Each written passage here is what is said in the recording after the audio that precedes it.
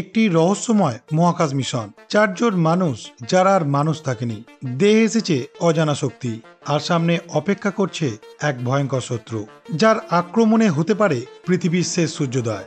আমি বলছিলাম এই বছরের সবচেয়ে প্রতীক্ষিত সুপারহিরো মুভি দ্য ফ্যান্টাস্টিক ফোরের কথা। নতুন মুখ, নতুন স্টাইল, আর এক ভয়ঙ্কর কাহিনীর সূত্রপাত। আজকের এই ভিডিওতে আমি এক্সপ্লেন করব এই ছবির গোপন রহস্য ও চরিত্রদের থ্রিলিং শক্তি, আর মার্ভেল ইউনিভার্সে এই মুভির ভবিষ্যৎ পরিকল্পনা। তবে প্রস্তুত হয়ে যান, কারণ এই গল্পটা শুধু সুপার হিরোদের নয়, এটা শুরু এক মহাযুদ্ধের।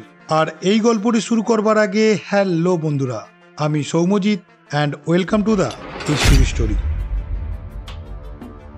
শুরুতেই আমরা এক দম্পতিকে দেখতে পাই, নাম রিড রিচার্ডস এবং সু স্টর্ম। তারা বাবা মা হওয়ার আশা প্রায় ছেড়েই দিয়েছিল। হঠাৎই এই 2 বছর পর সু কনসিভ করে, আর তারা দুজনই ভীষণ খুশি হয়। আসলে এরা ছিল ফ্যান্টাস্টিক ফোর টিমের দুজন সুপারহিরো। প্রথমেই বলে রাখি, ফ্যান্টাস্টিক ফোর হলো একটা টিম যেটি 4 জন সুপারহিরোকে নিয়ে তৈরি হয়েছিল। রিড রিচার্ডস, সু স্টর্ম, বেন গ্রিম এবং জনি স্টর্ম। আর জনি স্টর্ম ছিল সুয়ের ভাই। এর পরের দৃশ্যে দেখা যায় একটি প্রেজেন্টেশনে তাদের সম্পর্কে জানানো হচ্ছে 2 বছর আগে 1960 সালে 828 থেকে 4 জন অ্যাস্ট্রোনট, অর্থাৎ এই ফ্যান্টাস্টিক ফোর মহাকাশে রওনা দিয়েছিল। তারা সেখানে এমন মহাজাগতিক রশ্মির সামনাসামনি হয়েছিল যা তাদের জীবন পাল্টে দিয়েছিল। ওই রে থেকে তারা সুপার পাওয়ার পেয়েছিল, আর তারা যখন পৃথিবীতে ফিরছিল তখন এই সুপার পাওয়ার নিয়েই ফিরেছিল। রিড হয়েছিল মিস্টার ফ্যান্টাস্টিক, তার শরীর রবারের মতো প্রসারিত হতো। সু হয়ে যায় ইনভিজিবল ওম্যান, যে অদৃশ্য হতে পারত এবং ফোর্স ফিল্ড তৈরি করতে পারত। জনি হয়ে গিয়েছিল হিউম্যান টর্চ, যে আগুনে পরিণত হতে এবং উঠতে পারত। আর গ্রিন দ্য থিংয়ে পরিণত হয়, অর্থাৎ বিশাল পাথরের মতো শক্তিশালী এবং অসাধারণ শক্তি তৈরি হয়েছিল তার মধ্যে। আর এরপর থেকেই ফ্যান্টাস্টিক ফোর হয়ে ওঠে সাধারণ মানুষের রক্ষক। পানাম নামক একটি বড় সংস্থার ওপেনিং এর দিন মোলম্যান সেখানে হামলা করে দেয়, আর এই ফ্যান্টাস্টিক ফোরই তাদের এই বিপদের হাত থেকে বাঁচায়। এই মোলম্যান হলো একজন সুপার ভিলেন। সব থেকে প্রথম যার মুখোমুখি হয়েছিল ফ্যান্টাস্টিক ফোর। যখন ম্যাক নামের আর এক শত্রুপক্ষ নিউ ইয়র্ক সিটিকে ধ্বংস করতে যায়, তখনও তাদেরকে বাঁচায় এই ফ্যান্টাস্টিক ফোর। আর এই ফ্যান্টাস্টিক ফোর তখন থেকেই গোটা দুনিয়ার কাছে হয়ে ওঠে এক তারকা। এর পরের দৃশ্যে দেখানো হয় ডিনার করার আগে সুয়ের এই প্রেগনেন্সির ব্যাপারটা তারা গ্রিম আর জনিকে জানায়। এটা শুনে তারা ভীষণ খুশি হয়। গোটা দুনিয়া জেনে যায় তাদের এই বেবির ব্যাপারে। বেবি আসার আগে থেকেই তারা তাদের ঘর গোছাতে শুরু করে। সব মানুষের মাথায় এখন একটাই প্রশ্ন, সুয়ের যে বেবি আসবে সেও কি সুপার পাওয়ার নিয়েই জন্মাবে? এইদিকে রিড তার রুমে কাজে ব্যস্ত থাকে। সেই সময় সে স্পেস থেকে অন্য ধরনের কিছু সিগন্যাল পায়। তখনই সেখানে জনি চলে আসে। রিড জনিকে বলে সে একটি ব্রিজ টেলিপোর্টেশন নেটওয়ার্ক তৈরির কাজ করছে। কোনো বস্তুকে ওই নেটওয়ার্কের মাধ্যমে 6 মিটার দূরে পাঠানোর চেষ্টা করছে, আর তার টেস্ট এক্ষুনি করতে হবে। এরপর তার টেস্ট শুরু হয় এবং সেই টেস্টে সে সফল হয়, কিন্তু তার পরক্ষণেই শর্ট সার্কিট হয়ে পুরো লাইট চলে যায়। জনি ছিল আগুনের গোলা, তাই সে সঙ্গে সঙ্গেই জ্বলে ওঠে। রিড তাকে সেখান থেকে চলে যেতে বলে। এরপর রিড গিয়ে খুঁজতে খুঁজতে সু সেখানে আসে।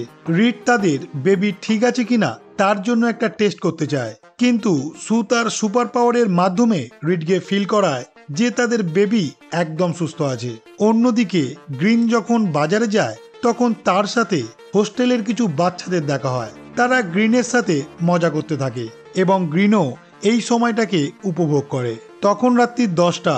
ডিনার করার আগে রিড সবাইকে বলে কিছু মাস আগে থেকেই সে কিছু ক্রিমিনাল অর্গানাইজেশনকে ট্যাগ করার চেষ্টা করছে এবং সে সেটাতে সফল হয়েছে। প্রায় 47টি অর্গানাইজেশনকে সে খুঁজে পেয়েছে। এই কথা শুনে তার টিম তাকে অ্যাপ্রিসিয়েট করে। এরপরেই তাদের কাছে একটা সিগন্যাল আসে, আর সারা আকাশ জুড়ে আলো ছড়িয়ে পড়ে। সেই মুহূর্তেই জনি বেরিয়ে পড়ে এটা দেখার জন্য যে সেখানে কে এসেছে। সে দেখে তাদের সঙ্গে দেখা করতে এসেছে সিলভার সার্ফার, যে তাদেরকে হুমকি দিয়ে যায় এই পৃথিবী গ্রহটির আয়ু আর বেশি দিন নয়। তাই প্রত্যেকে যেন এই লাইফটা খুব এনজয় করে নেয়, কারণ এই পৃথিবীকে ধ্বংস করতে আসছে গ্যালাক্টাস, আর এই গ্যালাক্টাসের হাত থেকে পৃথিবীকে ফ্যান্টাস্টিক ফোরও বাঁচাতে পারবে না, এমনই হুমকি দিয়ে যায় তাদের। এবার বলি সিলভার সার্ফারকে।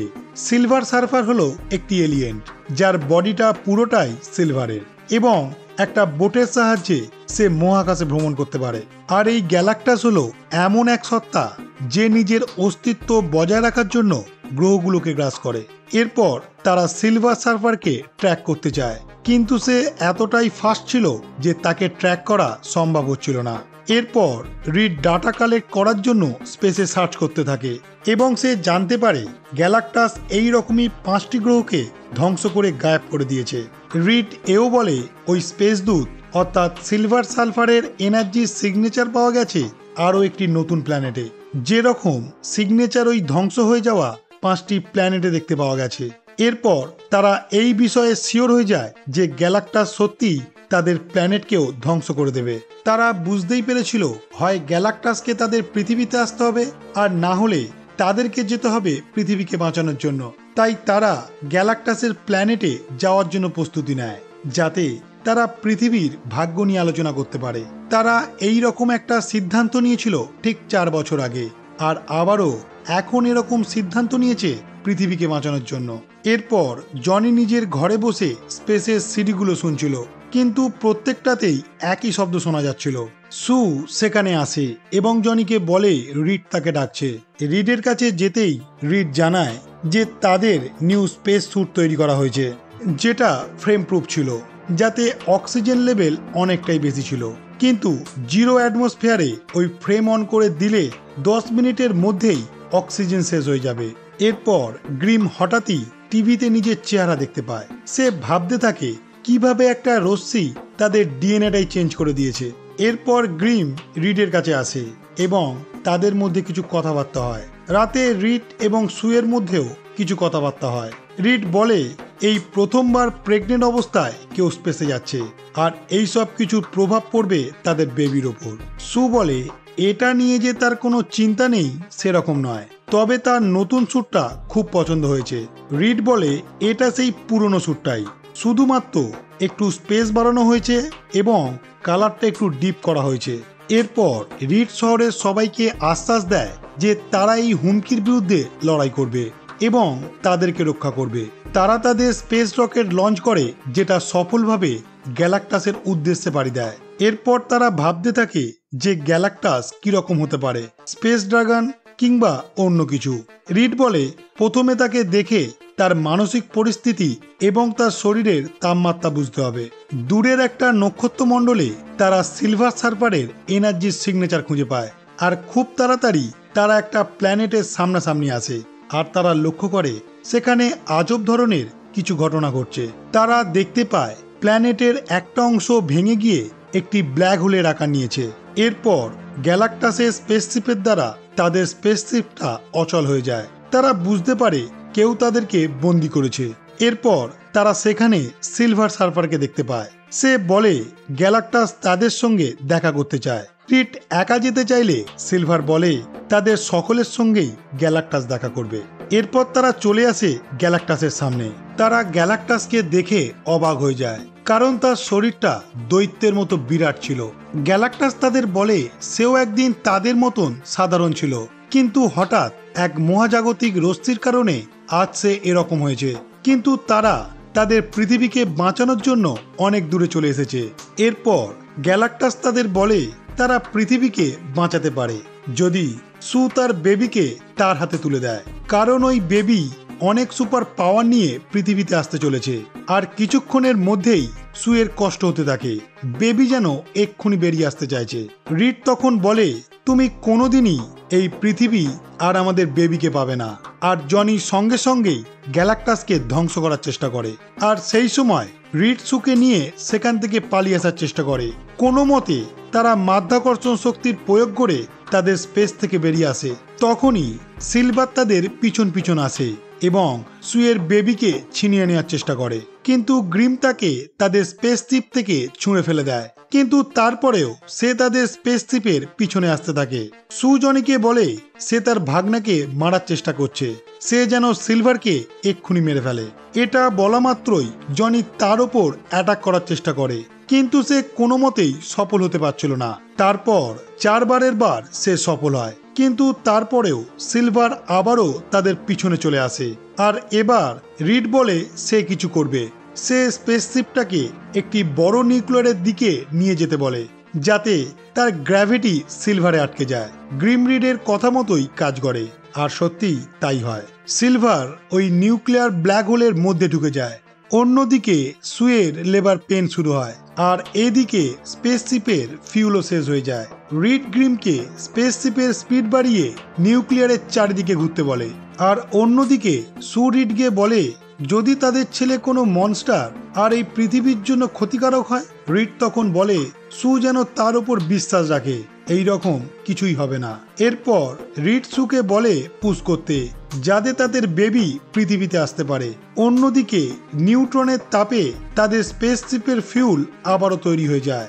এর সাথে সাথেই সু তাদের বেবিকে জন্ম দেয় ওই স্পেসশিপের মধ্যেই। তারা বেবিকে দেখে ভীষণ খুশি হয়ে যায়। এরপর তারা ওই নিউক্লিয়ার থেকে বেরিয়ে আসে এবং পৃথিবীতে ল্যান্ড করে।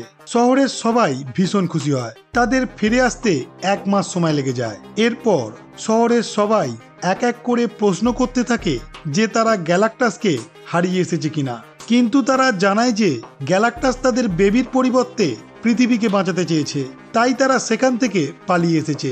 অন্যদিকে সিলভার 1 মাস পর গ্যালাক্টাসের কাছে গিয়ে ক্ষমা চায় যে সে তার কাজটা শেষ করতে পারেনি, কিন্তু গ্যালাক্টাস বলে যে কোনো ভাবেই হোক ওই বাচ্চাটা তার চাই, কারণ ওই বাচ্চাটার মধ্যেই সেই সুপার পাওয়ার আছে, যাকে গ্রাস করতে পারলে নিশ্চিন্তে সে মরতে পারবে।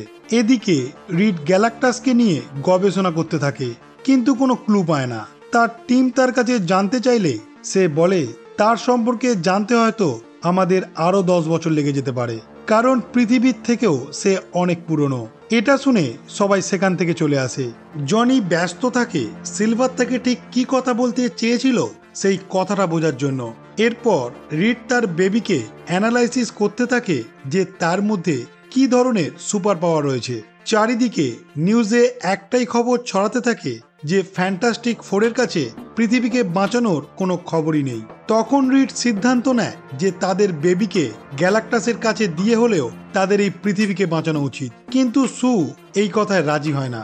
ফ্যান্টাস্টিক ফোরকে সবাই ব্যান্ড করতে চায়, আর তাদের স্ট্যাচুর সামনে এসে সবাই জড়ো হয়। সু তার বেবিকে নিয়ে বাইরে বেরিয়ে আসে, আর পুরো শহরকে বোঝায় যে তারা একটা পরিবার এবং সবাই একসঙ্গে গ্যালাক্টাসের বিরুদ্ধে লড়বে।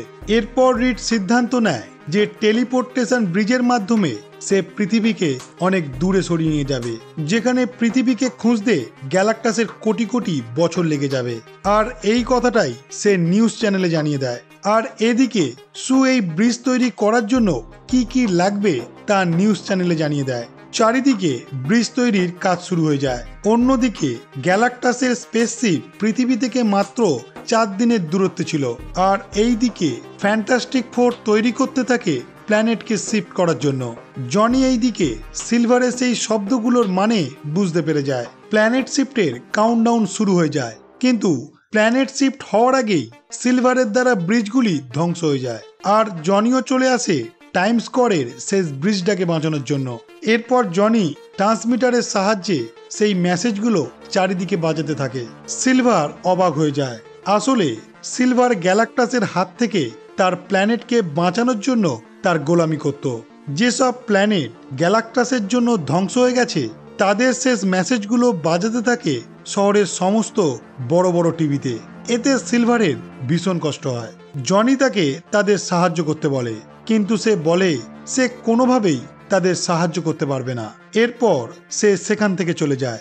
জনি ফিরে আসে, কিন্তু এখন তাদের পক্ষে আর প্ল্যানেটটাকে সরিয়ে নিয়ে যাওয়া সম্ভব নয়। তাই সবাই সিদ্ধান্ত নেয় গ্যালাক্টাসকে তার নিজের প্ল্যানেট থেকে সরিয়ে এখানে নিয়ে আসতে হবে, হয়তোবা তাকে ধ্বংস করা গেলেও যেতে পারে। তখন সু নিজে বলে এবার হয়তো সেই সময় এসেছে, তাদের বেবি ফ্ল্যাগলিংকেই ইউজ করতে হবে।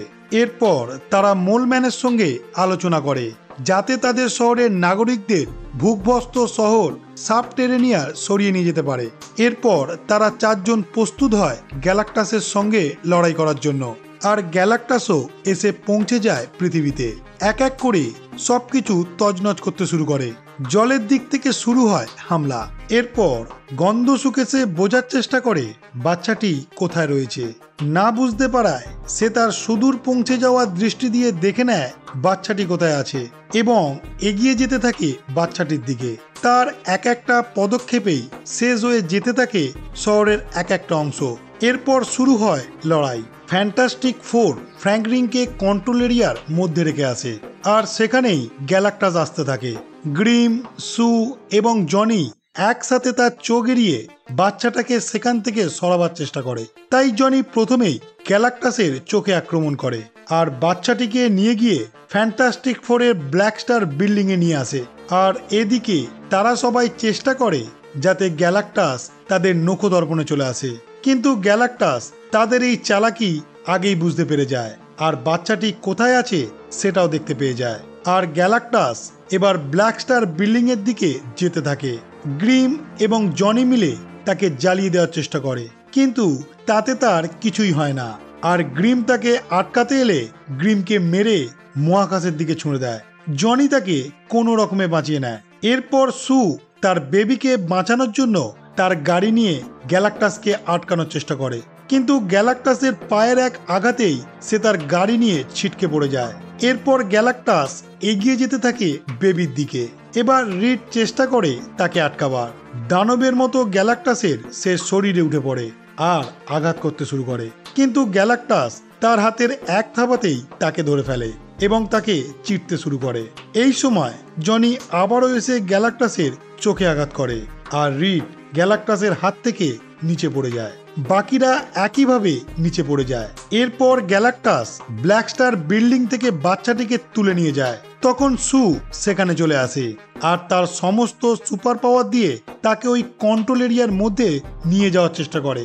সু রিডকে বারবার বলতে থাকে ফ্র্যাঙ্ক রিংকে বাঁচানোর জন্য।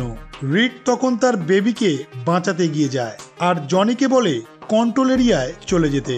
সু তার সমস্ত পাওয়ার ইউজ করে তাকে ওই কন্ট্রোল এরিয়ার মধ্যে নিয়ে যায় যাতে গ্যালাক্টাসকে পৃথিবী থেকে বার করে দেওয়া যায়। জনি কন্ট্রোল বাটন টিপতেই একটা ব্ল্যাক হোলের সৃষ্টি হয় আর গ্যালাক্টাসকে সু ব্ল্যাক হোলের দিকে ঠেলতে থাকে। গ্যালাক্টাস ব্ল্যাক হোলে ঢুকে যাওয়ার ঠিক আগের মুহূর্তেই রিড ফ্র্যাঙ্কলিনকে বাঁচিয়ে নেয়, কিন্তু ওই কন্ট্রোল সিস্টেমটার টাইম 37 সেকেন্ড, যেটা শেষ হওয়া না পর্যন্ত ব্ল্যাক হোলটা দেখা যাবে। তাই 37 সেকেন্ড শেষ না হয় গ্যালাক্টাস আবারও পৃথিবীতে ঢোকার চেষ্টা করে আর এবার সিলভার তাকে এক ধাক্কায় পৃথিবী থেকে বাইরে বের করে দেয় আর ব্ল্যাক হোলটা সঙ্গে সঙ্গেই বন্ধ হয়ে যায়। কিন্তু অন্যদিকে সু তার সমস্ত সুপার পাওয়ার নিঃশেষ করে সেখানেই মারা যায়। যখন রিড ফ্র্যাঙ্ক রিংকে সুয়ের বুকের ওপর রাখে তখন নতুন করে সে তার এনার্জি ফিরে পায় এবং বেঁচে ওঠে। আর শহরের সবাই এই আনন্দ উপভোগ করতে থাকে। এরপর দেখা যায় 4 বছর পরের ঘটনা, যেখানে সু একা ব্ল্যাক স্টার বিল্ডিংয়ে ফ্র্যাঙ্কলিনকে পড়াচ্ছে আর কিছুক্ষণের জন্য সে ঘর থেকে বেরিয়ে গিয়েছিল।